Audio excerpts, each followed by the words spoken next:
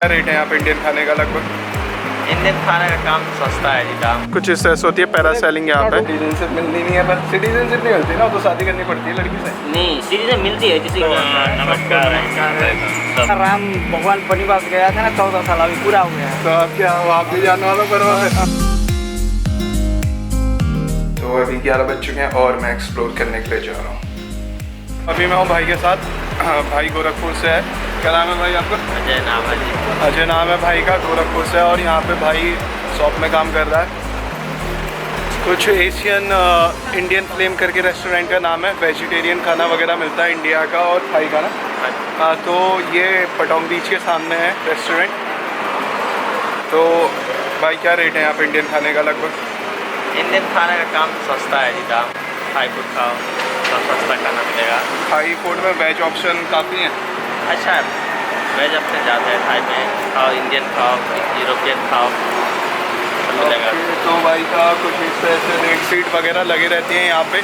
आप आते हैं तो यहाँ पे ट्राई कर सकते हैं। इंडियन फ्लेम करके रेस्टोरेंट है, गूगल में डालिए, आपको यहाँ पे वेज खाना मिल जाएगा, थाई मिल जाएगा, इंडियन खाना मिल जाएगा आराम से।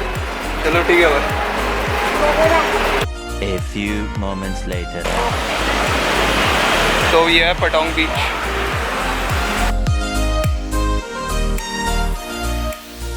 जो ये पटोंग बीच है ये हर टाइम पर अच्छी दिखती है, चाहे सुबह का टाइम हो या दिन का टाइम हो या फिर रात का टाइम हो।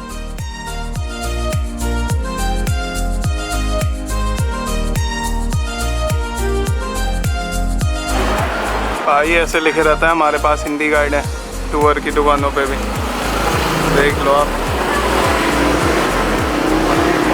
एयरपोर्ट के लिए हम वैन बुक करना चाह रहे थे, बट यहाँ पे जो वैन की टाइमिंग्स थी वो अप्रोप्रिएट नहीं थी, तो फिर हम वापस आ गए थे बीच पे।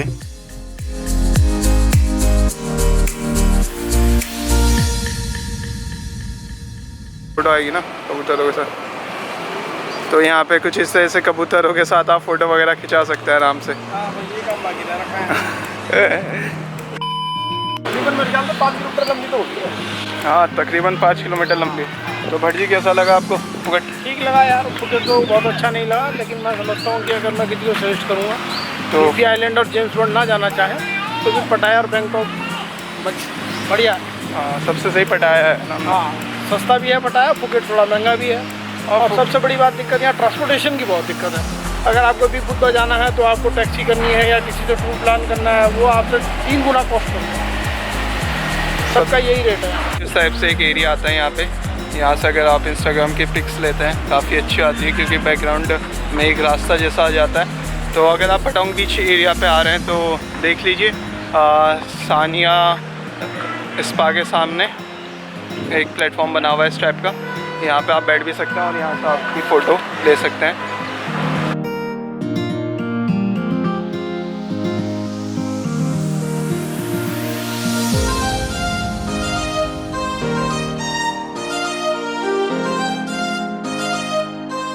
और फिर हम आगे बढ़े और नारियल पानी के साथ कुछ ऐसा था यहाँ का व्यू।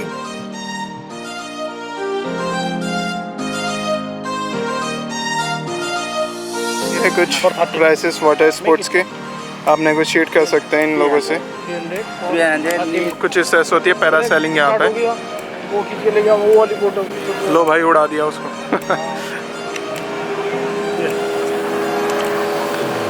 उसके साथ वो एक होगा ना बंदा, उसका डर रहा हो।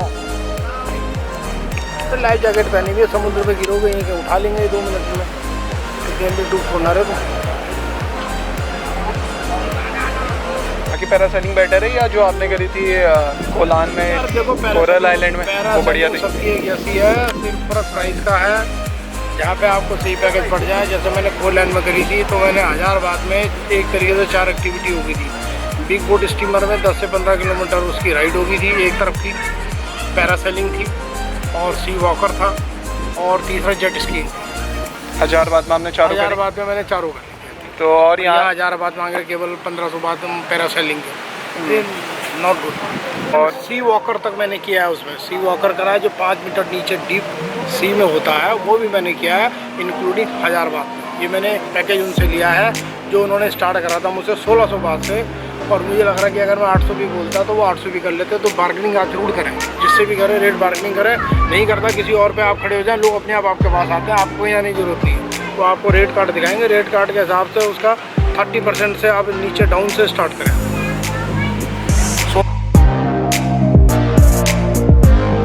बीच पे कुछ देर रिलैक्स करने के बाद हम दोबारा बाहर आए और भट्ट जी ने अपना वैन का टिकट बुक करवाया एयरपोर्ट के लिए। तो अगर हेलमेट और बगैर इंटरनेशनल ड्राइविंग लाइसेंस से आप ड्राइव करोगे तो आपका चालान और उसके बाद हम निकल गए एरिया को एक्सप्लोर करने के लिए।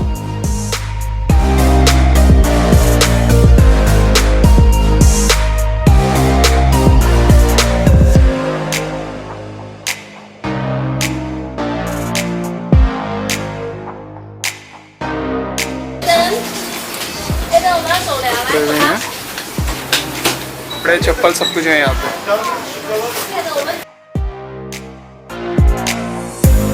और फिर बारी थी कुछ लोकल मॉल्स को एक्सप्लोर करने की।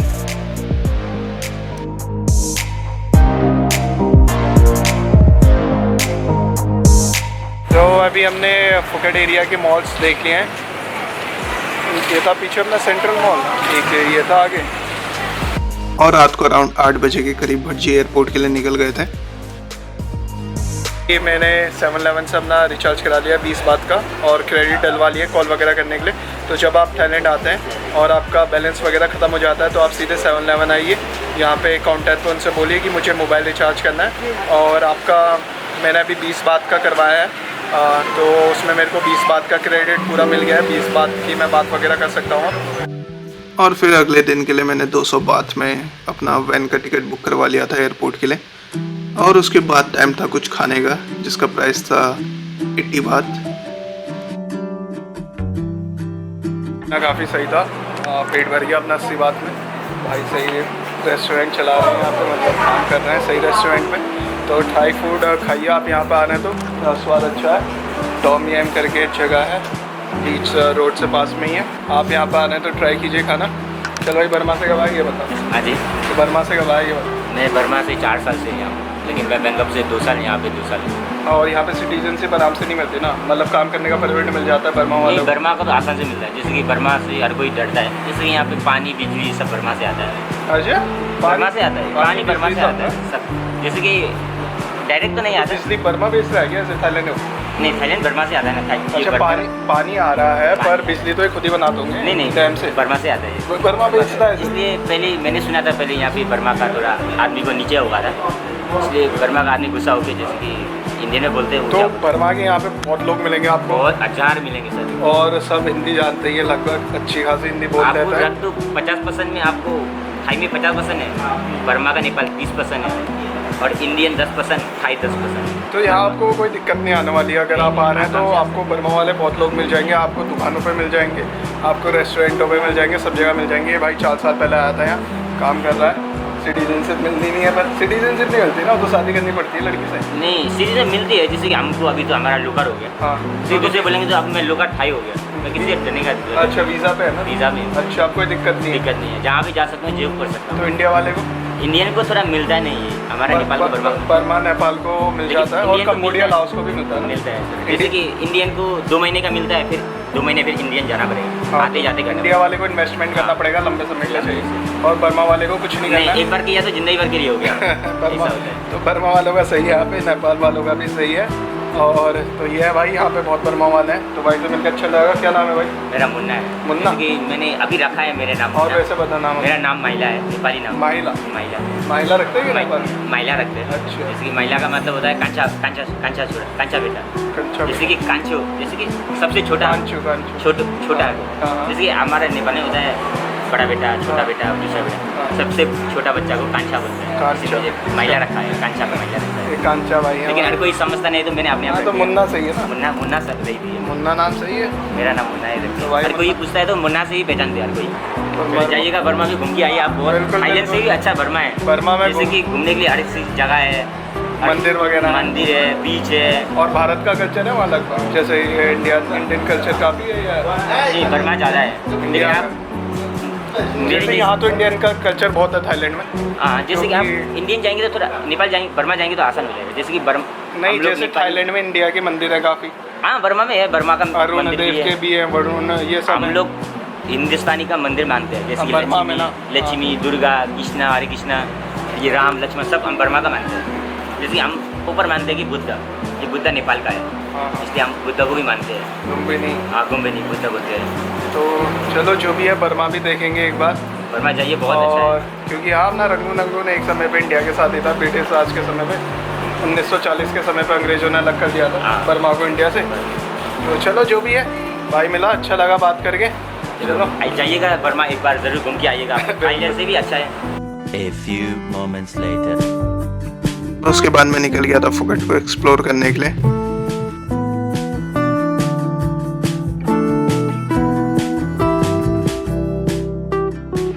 ये है यहाँ की ड्रैगन लाइट मार्केट और काफ़ी अच्छी दिखती है सामने से।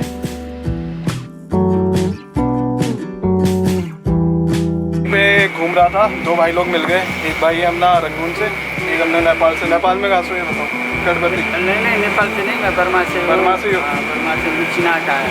अच्छा लमू से बोल रहे हैं। अच्छा, दो भाई मिल गए यहीं पे घूमते पे। Also good up, Phuket good कैसा up है? my friend. Three friend is also together. अरे After life is हिंदी में चलता है। हाँ। चलता है, हिंदी में सारा चलता है। हिंदी। हम लोग इंडियन भाई हिंदू मिल गए, इस बहुत हमने खुशी है। I am also very happy. तो जो भी है भाई लोग मिल गए अपने को, बहुत खुशी है भैया। अच्छा लगता है यहाँ। बर्मा के हाँ, मिलाकर हाँ। बर्मा के भाई लोग हमारे हिंदी अच्छी बोलते हैं यहाँ पे। वहाँ नहीं बोलते ना हिंदी, नहीं, वहाँ नहीं बोलते, वहाँ तो वहाँ नहीं बोलते ना। नहीं नहीं, हिंदू आदमी से हिंदू बोलते हैं। जो वहाँ का नहीं, नेशनल है ना, वहाँ का तो बर्मीस है, नेशनल हाँ, भाषा वहाँ है, बर्मीस है। बर्मीस बोलते हैं। कितना समय हो गया? 14 साल हो गया। 14 साल हो गया भाई लोग। पूरा मेरा 6 महीना। मेरा तो हो गया, तभी ये सही से नहीं बोल पा रहे हैं। मेरे को तो पूरा राम भगवान वनवास गया था ना, 14 साल अभी पूरा हो गया है। तो आप क्या हो, आप भी जाने वाला बर्मा से? अभी बर्मा जाना है ना, वनवास पूरा हो गया ना, 14 साल हो 14 गया। साल हो गया वनवास। बहुत मेहनत करी होगी है। पसीना ही अभी तक। हाँ यार, पसीना बहुत आ रहा है मुझे भी यार। चलो पिछले में कहाँ चलो, वनवास खत्म हो रहा भाई। अभी देख लेना सब चीज, इधर कहाँ है, क्या चीज है। हाँ, मेरा सब हिंदू भाई को नमस्कार। नमस्कार हाथ जोड़ के बोलते हैं। हाँ, नमस्कार बोल रहा है। बोलता है ऐसे, नमस्कार सबको बोला जाता है। नमस्कार नमस्कार है। सब हमको आशीर्वाद दे कि हमारा जीवन सुखद हो। सुखद हो। सब आपको का आशीर्वाद से मेरा भी जीवन। चलो अपना नाम बता दो फिर। सुरेंद्र नाम है मेरा। मेरा कृष्णा है। सुरेंद्र और कृष्णा, देखो नाम भी अच्छे अच्छे रखे हैं भाई लोगों ने बर्मा में। लेडीज बॉयज़ का डांस होता है यहाँ पे। इस समय पे यार भीड़ भाड़ नहीं है, क्योंकि 10-20 तक शो ख़त्म हो जाता है, जितना मुझे पता है इसके बारे में। अभी 11 बज चुके हैं, तो इस समय पे बंगला रोड पे काफ़ी भीड़ है, इस वजह से ज़्यादा वीडियो वगैरह मैंने निकाली नहीं है। रात के 12 बज रहे हैं शायद, हाँ 12 बज रहे हैं, और काफ़ी फ्रीलांसर हैं इस समय तक, और लगभग जब 1 बज जाएंगे तो समय काफ़ी कम भीड़ हो जाएगी, और जो फ्रीलांसर खड़े हैं वो भी काफ़ी कम हो जाते हैं। तो बंगला रोड के आगे ये बीच है अपनी, बीच पे आ गया हूँ मैं। यहाँ पे थोड़ा ठंडा है। हाँ, लगभग अभी मैंने 8 किलोमीटर चल के आया हूँ, पूरा एक्सप्लोर करके आ रखा हूँ, इस वजह से थोड़ा रेस्ट कर रहा हूँ यहाँ पे बीच पे। और उसके बाद हो सकेगा तो एक राउंड बंगला रोड का मारूंगा, और उसके बाद अपने होटल को चले जाऊंगा।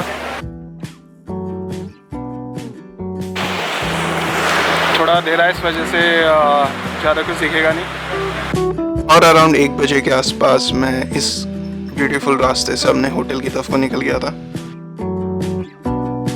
The next morning. तो अभी 11:30 हो गया है, और मैं चेकआउट करने चाह रहा हूँ। बैग वगैरह पैक कर लिए हैं, और देखता हूँ कि फिर ये लोग अलाउ करते हैं मुझे यहाँ पे रिसेप्शन के, जो इनका रेस्टोरेंट है रिसेप्शन के बगल पे, उस पर बैठने को लगभग 7 बजे तक। बारिश हो गई है अभी यहाँ पे काफ़ी तेज।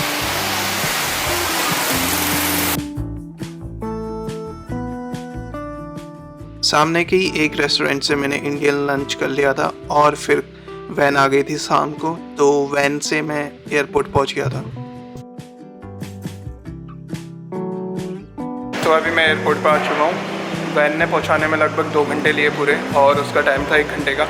जो 7 बजे उसको मेरे होटल पर आना था, पर वो 7:30 बजे आया।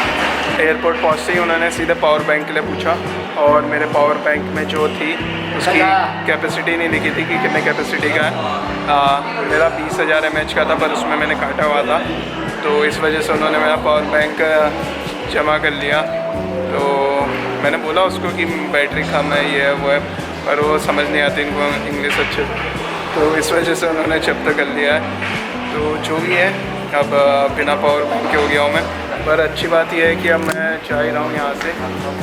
कल मैं बैंकॉक से मेरी फ़्लाइट है इंडिया को, तो इतनी कोई दिक्कत होनी नहीं है। तो अब यहाँ पे मुझे मोबाइल चार्ज करना पड़ रहा है, लगा लिया मैंने मोबाइल चार्ज में। बैंकॉक पहुँच जाऊँगा मैं सुबह के टाइम पे, रात के 1 बजे के टाइम पे। उसके बाद 5 बजे वहाँ से शटल बस चलती है पहली स्वर्णभूमि के लिए, तो उस बस को पकड़ना है मुझे, और उसके बाद स्वर्णभूमि से फिर अपनी इंडिया के लिए फ़्लाइट है। फिर मैं सुबह शटल बस पकड़ के डॉनम्योंग से स्वर्णभूमि एयरपोर्ट पहुंचा, और मेरी फ़्लाइट थी अराउंड 11 बजे की, तो काफ़ी वेट करना पड़ा। बट अराउंड 4 घंटे बाद मैं दिल्ली पहुंच गया था। A few moments later. तो दिल्ली एयरपोर्ट पहुंच चुका हूँ। इमिग्रेशन वगैरह सब कुछ हो गया है। काफ़ी टाइम लगा क्योंकि क्या कहते हैं, लाइन काफ़ी लंबी थी। तो अभी जा रहा हूँ मेट्रो की तरफ को, और तो कुल मिला के यही थी मेरी थाईलैंड ट्रिप जो यहाँ पे कंप्लीट हो रही है। तो ये मेरी पहली फॉरेन ट्रिप थी, और ये ट्रिप मेरे लिए काफ़ी स्पेशल रहेगी हमेशा। ख़ास बात ये थी कि मैं इसमें अकेले गया था, सोलो ट्रिप थी, बट मेरे को यहाँ भटजी मिल गए थे, राघव भाई मिल गए थे, और काफ़ी अच्छे लोग मिले ट्रिप में, और काफ़ी एक अच्छा एक्सपीरियंस रहा। कुल मिला के ऐसा लगा नहीं कि जैसे फॉरेन कंट्री में घूम रहे हैं। काफ़ी नेपाली भाई मिले, काफ़ी बर्मीज़ भाई मिले जो अच्छी हिंदी बोलते थे। तो कभी भी ऐसी फीलिंग नहीं है यार कि हिंदी बोले बिना काम नहीं चल पा रहा है। तो बेसिकली काम चल जा रहा था, बैंकॉक या फुकेट हो या पटाया हो, कहीं भी हिंदी बोल के। तो एक काफ़ी सही ट्रिप थी, और या मुझे उम्मीद है कि आपको ये वीडियो पसंद आई होगी और ये पूरी ट्रिप पसंद आई होगी। अब मैं मिलता हूँ आपसे अगली वीडियो में, तब तक के लिए नमस्कार।